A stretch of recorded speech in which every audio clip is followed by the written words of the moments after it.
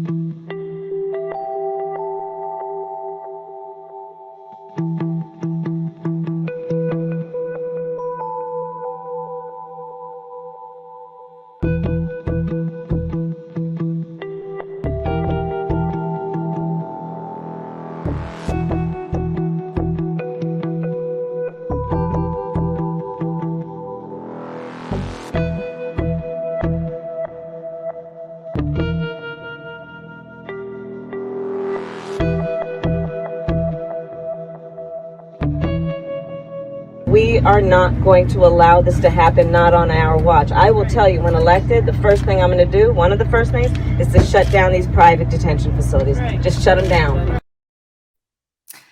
By the way, the Biden-Harris administration has definitely not shut down private detention centers, but that's another discussion for another day. In any case, when these allegations of mass hysterectomies came out, they seemed to fall right in line with Trump's spiteful immigration policies and, of course, the nation's brutal history of forced sterilization. As a result, the liberal media instantly exploded with horror, with many commentators, of course, drawing comparisons to Nazi Germany. Yet, the claim of mass hysterectomies was never actually substantiated, and the whistleblower herself later came under scrutiny for mistreatment of the people being detained in the facility. Further investigations revealed that something far less sensational, but perhaps no less shameful, took place at the ICE detention center. According to the New York Times, a number of women had received unnecessary surgeries for small or benign cysts from Dr. Mahendra Amin, a gynecologist employed by the facility. Dr. Amin had been charged in the past with ordering similar unnecessary surgeries in order to bill Medicaid at higher rates. His overly aggressive diagnoses at the ICE facility fit exactly the same pattern. As the New York Times reported, independent doctors that provide treatment for ICE detainees are paid for the procedures they perform with Department of Homeland Security funds. Procedures like the one that Dr. Amin performed are normally billed at thousands of dollars each. In other words, in this particular case, there was probably no evil Nazi conspiracy to deliberately sterilize immigrants in order to purify America. Instead, it was something far more banal. An unscrupulous doctor trying to make money at the expense of a group of people deemed disposable by the state. A similar kind of cash grab shaped yet another scandal last year that initially looked like a much more sensational and much more sinister plot than it really was. On the eve of the 2020 election, Democrats began speculating that USPS Postmaster General Louis DeJoy, who was, after all, a Trump donor, was attempting to sabotage the Postal Service in order to undermine mail-in voting and throw the election to Trump. Now, recall that upon assuming control of the USPS, DeJoy instituted a number of cost cutting measures that jammed up the postal system and slowed down mail delivery, including paring back postal workers' overtime and reducing post office hours. By August of 2020, mail delays had become so widespread that on social media, photographs of what appeared to be graveyards of USPS collection boxes and rumors that DeJoy was removing mailboxes to prevent people from mailing in their ballots began to go viral. This is happening right before our eyes. They are sabotaging USPS to sabotage vote by mail, one activist wrote in a viral tweet. Rachel Maddow, of course, also raised the alarm. I mean, them getting rid of the sorting machines at postal facilities and then the mailboxes from your local street corner. This is something they made no announcement about. They made no public announcement that they were going to do this. We had to have it told to us by postal workers and by people who observed the trucks going around picking up the mailboxes. I guess they thought they wouldn't ever have to answer for this stuff. But this is a fight against a thing that Americans actually and quite broadly love and respect and don't want to go away. This is the kind of fight that most Americans have a side they want to be on. And it is not the side that is stealing the mailboxes and telling us that, I don't think it's going to work out for you to get your ballot in on time. However, as reports later revealed, the USPS boxes in the viral photographs had not been seized for the purpose of rigging an election. Rather, they had been out of commission for years and were undergoing refurbishing. So, like the specter of ICE undertaking mass hysterectomies, for many people, the idea of a government official engaging in a ploy to prevent citizens from casting ballots seemed entirely within the realm of possibility. After all, the United States does have a long history of disenfranchising segments of the population through tactics like polling station closures and voter ID laws, not to mention more overt Jim Crow-era measures like literacy tests. However, DeJoy's restructuring of the Postal Service likely had more to do with money than with outright voter suppression. As our very own Paul Prescott wrote last year, DeJoy's overhaul of the postal system was essentially another iteration of a familiar right-wing strategy: degrade the quality of a service, turn the public against it, and then privatize. So that, in the end, isn't quite the mailbox-destroying conspiracy that liberals had feared prior to the election. But what's troubling is that while privatization may be far less sensational than a conspiracy to rig an election for Trump, it's also far more widespread. The unfortunate aspect of the tendency toward conspiracism in these cases and others is that these overly sensational claims can often generate a kind of inadvertent numbness toward more mundane forms of violation or corruption. For instance, ICE obviously doesn't have to participate in a mass campaign of forced sterilization to be a violent and dehumanizing institution. Yet, as reporter Felipe de la Hoz pointed out last year, very few of ICE's more frequent abuses, such as packing detainees into close quarters during COVID, or refusing people routine care, or letting detainees suffer from malnutrition, attracted the same attention as the one largely spurious charge that a doctor was collecting uteruses. Likewise, even if Louis DeJoy isn't personally going around and blowing up mailboxes, his efforts to downsize or eventually privatize the USPS is an attack on an important public institution that's been a bulwark of the American middle class for decades. All of this means that when we constantly try to invoke states of emergency in order to respond to injustice, even when that injustice is real, we run the risk of sliding into the same type of conspiracism that we frequently criticize the right for indulging in. And the larger problem, of course, is this. At the end of the day, people all across the political spectrum end up susceptible to outlandish ideas, not because they're particularly dumb or ill-intentioned, although of course that is sometimes the case, but more often than not, it's just because they are living in times of enormous social and economic instability, political discord, and of course, real-life government cover-ups. Public trust in both the federal government and the media is now at a record low, and the ongoing collapse of local newspapers is further exacerbating political polarization. In other words, the problem that runs even deeper than conspiracy theories per se is that the same economic structures that encourage the pursuit of profit at the expense of the public good will continue to compound the social unrest that leads to yet more paranoia. A few years ago, two political scientists researching conspiracism in America wrote, "Conspiracy theories are for losers." They meant literal losers, people who have lost elections and culture wars, but also jobs, homes, and economic prospects. Without a serious political and economic realignment in the next few years, that group will only include more and more of us. Oh, Arielle, sorry. I was muted. I was not prepared. That was a conspiracy. Yeah, I'm being silenced.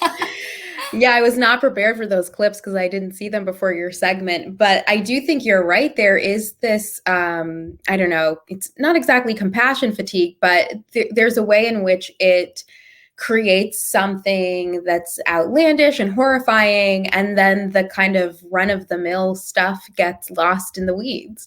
I mean, ICE is just outlandish and horrifying. Like, you don't have to change any of their normal legal practices for it to be horrifying. And yet, like, there's a way in which it really distracts from the core issues when these more sensational stories start to flutter around. I was also thinking about, when the Afghanistan papers came out, which was pretty recently, nobody really cared. I mean, in a way, it was like, this bombshell information. But at the same time, I feel like it didn't really make headlines. There were certainly no, protests or calls to like oust the government or anything like that. And I wondered if part of the reason might be that, like you were saying, a certain type of fatigue where, especially with regard to the Afghanistan war and the Iraq war, like the American public, I feel by and large doesn't think it can do anything about any of those things, So, I mean, again, with the Iraq war, we now have evidence that there were no weapons of mass destruction. The Bush administration flat out lied to us, and we can't do anything about it, So again, I think that this is to say that when there is no real recourse to holding power accountable, when our very democracy is basically being undermined all the time, that's the kind of situation that creates more conspiracism, I think, and also kind of like ratchets up the stakes where people don't really respond to things unless it's like mass hysterectomies or like Louis DeJoy like took away my mailbox, to stop me from voting. Yeah, it's true. I think that also we see people kind of drop out of the process of even criticizing like you said, the Afghanistan papers, because we have the rehabilitation of George W. Bush by the Democrats. Right. And this constant rehabilitation of these figures makes it really feel like we don't have a lot of places to go. And the bar keeps getting lower and lower and lower and lower for what's like scandalous. And I think it just, creates a kind of political structure where people feel demoralized. They don't feel represented. Even the people involved in the anti-war movement, they didn't come out en masse, like you said.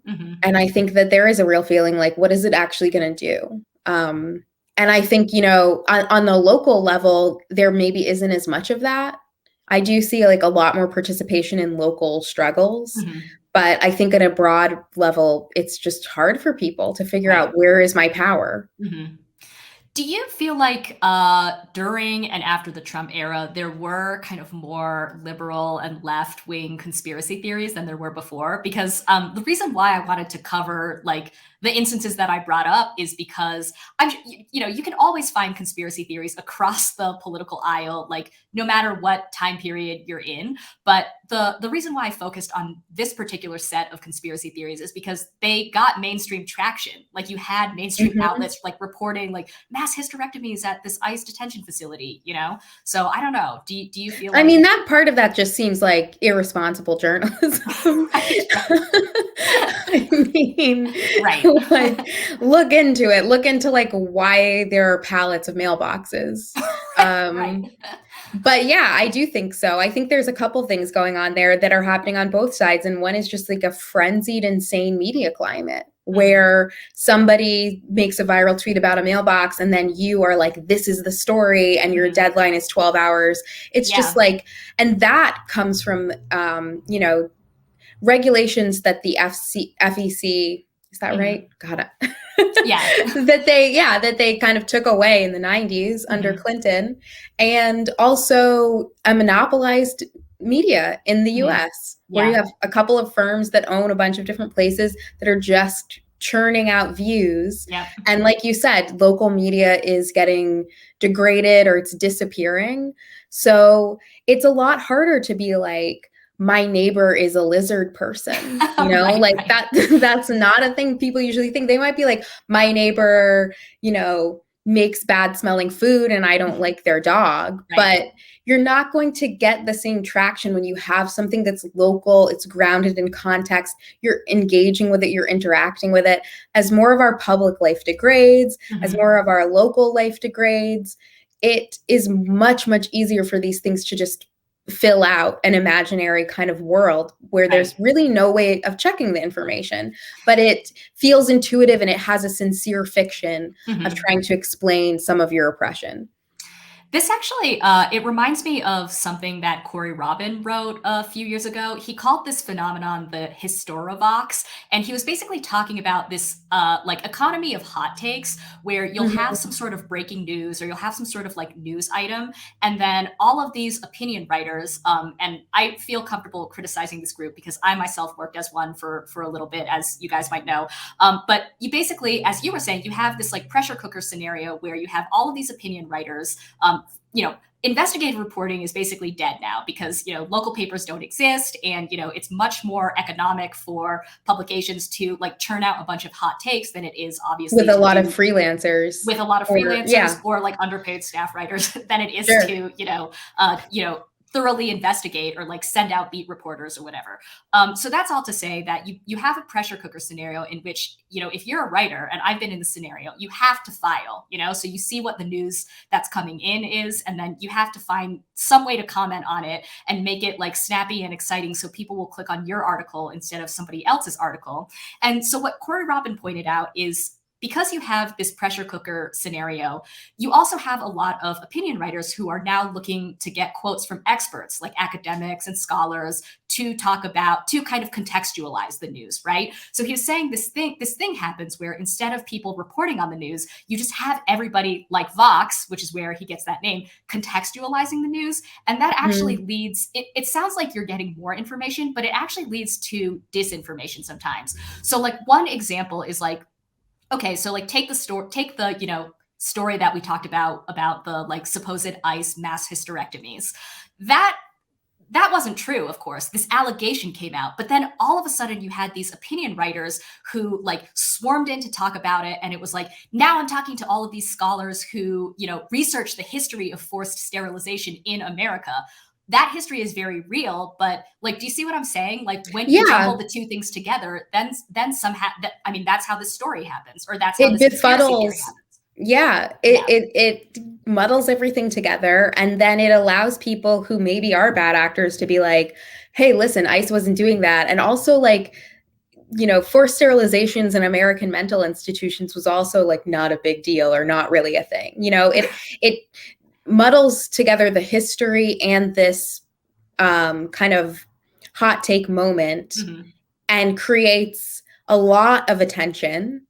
And then the correction doesn't really get as much. Right. It's a troubling trend. But again, one that's revealed through like really just taking a look at the structure of news companies. Like, what is their bottom line? What is it that they're trying to do? Right. Maybe they're actually not even trying to stoke a conspiracy necessarily. I'm almost sure that they're not. If you like this video from The Jacobin Show, please hit like and subscribe and share with your friends. Thanks.